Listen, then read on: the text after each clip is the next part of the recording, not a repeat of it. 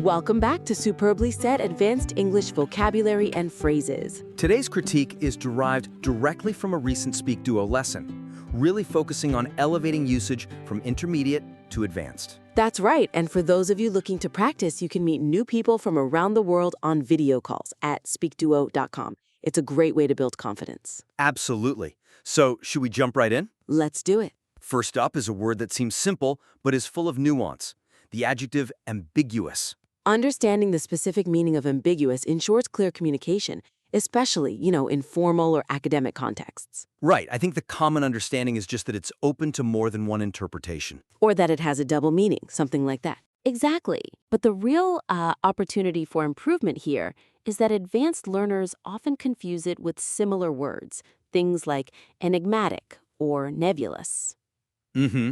So the weakness isn't the definition itself, but failing to realize that ambiguity suggests the presence of multiple, specific interpretations, not just general vagueness. That is the crucial distinction. If something is nebulous, it's just fuzzy, unclear. But if it's ambiguous, Then it has two or more distinct identifiable meanings. So to strengthen your usage, you have to focus on those multiple, specific possibilities. You should almost be able to list them. that's a great way to think about it. If you can't list the competing interpretations, maybe the word you actually need is vague. Precisely. Let's ground that in a professional context. For instance, the project timeline provided by the vendor was highly ambiguous. We need clarification on whether Q4 refers to the fiscal or calendar quarter. And that works perfectly because fiscal Q4 and calendar Q4 are two very specific, concrete, but different options. It's not just, we'll deliver it soon. That would just be vague. This is different. It specifically allows for that multiplicity. And for a formal context like an IELTS response, you might hear, I prefer clear instructions because ambiguous situations make me anxious. Which shows a real command of the word because it's that feeling of facing two equally valid choices that causes the stress. Okay, let's shift gears a bit. From precision in language to precision in skill.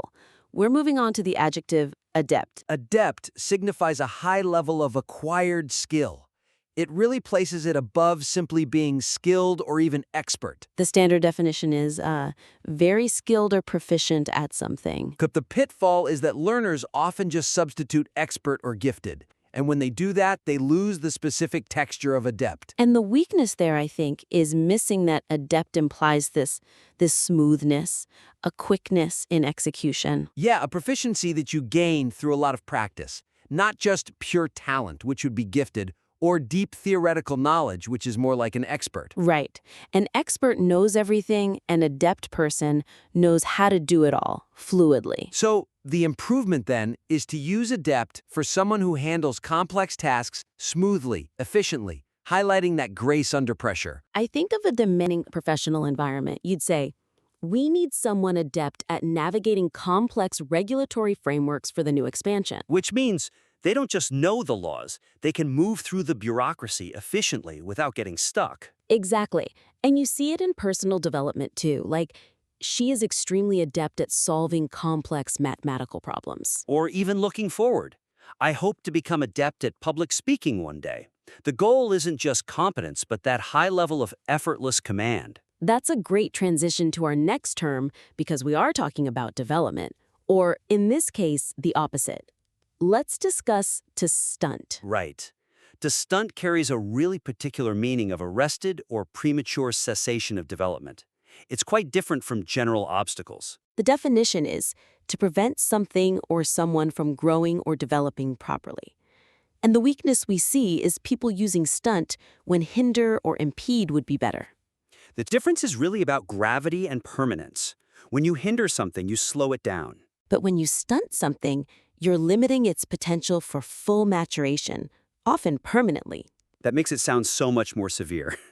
So the suggestion is to reserve stunt for situations where that potential, the maximum size or capability, is being cut short. A good example is, if traffic impedes my journey, I'm just late. But if a drought stunts the corn harvest, the crop will never reach its potential size. Or the general example.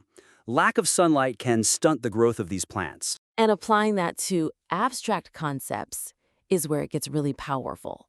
In an economic context, market analysts worry that the new regulations might stunt the growth of emerging tech startups in the region. The fear isn't just a temporary slowdown, but that they'll be prevented from ever achieving their major scale. Exactly.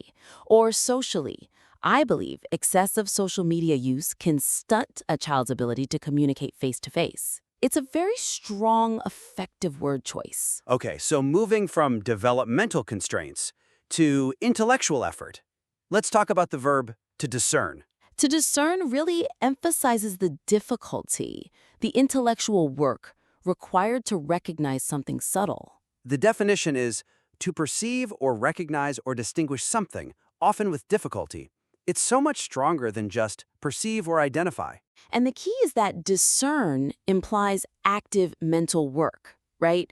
Keen judgment or overcoming complexity to see some underlying truth. It's not passive. Exactly. You perceive something, you just see it. You identify it, you name it. But if you discern something, you have actively worked through the noise to arrive at a judgment. So you should use discern when the subject requires real mental effort or a sensitivity to detect subtle differences. That distinction is so critical.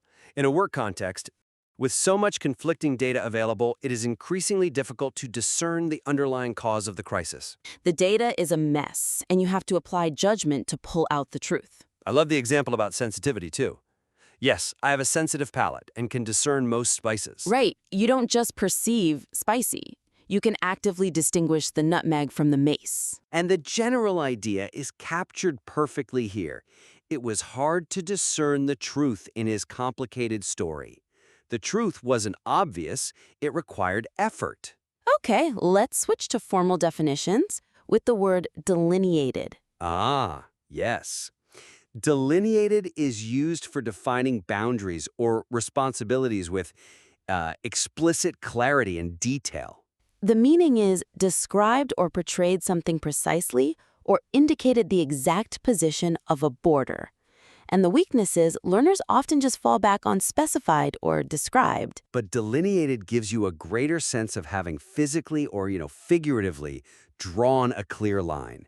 It feels almost legalistic. That's the tone. The improvement is to use delineated in formal or technical contexts where exact limits or roles are being laid out. It gives a sense of things being carefully marked. In a professional contract, for instance, the responsibilities of each team member were clearly delineated in the contract, avoiding any overlap. The contract didn't just describe things. It mapped out the borders of each person's responsibility. And it's vital for geographical boundaries. The boundaries of the nature reserve are clearly delineated on the map to ensure that no illegal logging takes place. Exactly. There's a visible chart with exact limits. And even on a personal level.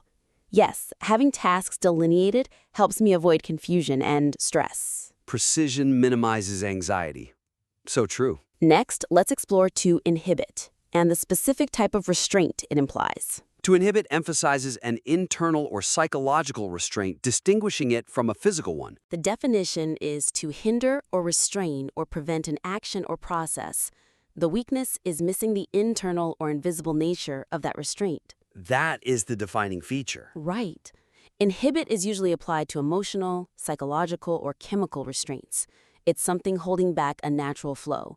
If traffic is blocking the road, it's obstructing you. But if your fear is stopping you, it's inhibiting you. Exactly. So the action plan is to use inhibit when talking about those psychological barriers, social limitations, or biological processes being suppressed. It really comes alive in personal development. Fear of failure can often inhibit people from pursuing their dreams. The fear is that internal state restraining them. And we can apply this to macroeconomics too. Low levels of consumer confidence can significantly inhibit the economic recovery following a major global recession. Confidence isn't a physical block, but it's a pervasive psychological barrier. And personally, sometimes my shyness does inhibit me from introducing myself. The shyness is that internal mechanism of restraint. Let's move to the idea of progressive decline with to deteriorate. To deteriorate describes a systematic decline in quality or condition over time. It means to become progressively worse over time, and the distinction here is key. Unlike decline, which can just be about a drop in quantity, like stocks declining. or degenerate, which is often moral or biological. Deteriorate focuses sharply on a worsening condition or quality. It's a physical or structural decay. So the weakness is losing that focus. The goal is to use deteriorate when emphasizing that gradual degradation of physical structure or quality over time. It's very powerful for describing physical things. If the building's foundation is not reinforced soon, the structural integrity of the entire tower will deteriorate rapidly. The quality of the structure itself is eroding. And we see it with health too. I exercise and eat well to ensure my health does not deteriorate. And even the environment can deteriorate. The weather started to deteriorate rapidly in the afternoon. It implies the quality of the weather, visibility, wind, was measurably getting worse. All right, our final term for today is the noun spectrum. Spectrum captures the full, continuous range between two extreme points. The definition is a wide range of related ideas or objects or conditions. Learners sometimes misuse diversity or continuum here. And the weakness is missing that spectrum explicitly suggests the inclusion of all intermediate possibilities between the two extremes. It highlights comprehensiveness. That emphasis on continuity is the nuance. So the improvement is to use spectrum when you want to emphasize the coverage of all points from one end of a scale to the other. Right. We see it used politically all the time. The political party includes people from across the entire political spectrum, meaning everyone from the far left to the far right. And applying that to policy shows thoroughness. The new policy addresses a broad spectrum of social issues, ranging from housing affordability to mental health access. It implies they didn't just pick two issues, they addressed the entire range. And on a personal level, yes, I watch everything across the spectrum from comedy to horror. Every single genre in between is covered. It's a great word for totality. Excellent. We've covered 8 fantastic advanced terms. Now I think it's time to test how well you can apply these new distinctions. Get ready for our quick quiz. We'll present the scenario and the options, and then give you a moment to think. And feel free to pause the critique here if you need to think about the answer. Okay, question 1. The diplomat's response was intentionally blah, leaving both parties unsure of the actual terms of the agreement. Is it A, enigmatic, B, ambiguous, or C, nebulous? Think about which word implies multiple specific possibilities. All right, the correct answer is B, ambiguous. It was open to more than one specific interpretation, just like our earlier example where Q4 could mean either the fiscal or the calendar quarter. Makes sense. Question 2. To succeed in high-level negotiations, one must become adept at reading subtle nonverbal cues from the opposition. Your options are A, adept, B, expert, or C, gifted. Which word emphasizes that smooth, high-level proficiency gained through practice? The answer is A, adept. This highlights the high degree of acquired proficiency, similar to being adept at navigating complex regulations. Got it. Question 3. Market analysts worry that the new regulations might the growth of emerging tech startups in the region. Is it A, hinder, B, impede, or C, stunt? Focus on the word that implies permanently curtailing development. The answer is C, stunt. This implies preventing proper development, linking back to our idea of a lack of sunlight being able to stunt a plant's growth. Great connection. Question 4. With so much conflicting data available, it is increasingly difficult to the underlying cause of the crisis. Your options are A, perceive, B, discern, or C, identify. Which word requires that keen mental effort and sophisticated judgment? The answer is B, discern. This requires keen judgment to distinguish a subtle truth, just as it was hard to discern the truth in that complicated story. Okay, next one. Question 5. The boundaries of the nature reserve are clearly on the map to ensure that no illegal logging takes place. Is it A, specified, B, described, or C, delineated? Which choice suggests precisely drawing or charting those exact boundaries? The answer is C, delineated. It means the boundaries are precisely drawn, like having tasks clearly delineated in a contract. Very clear. Question 6. Low levels of consumer confidence can significantly the economic recovery following a major global recession. A, inhibit, B, restrain, or C, obstruct? Think about the term that suggests an internal or psychological barrier. The answer is A, inhibit.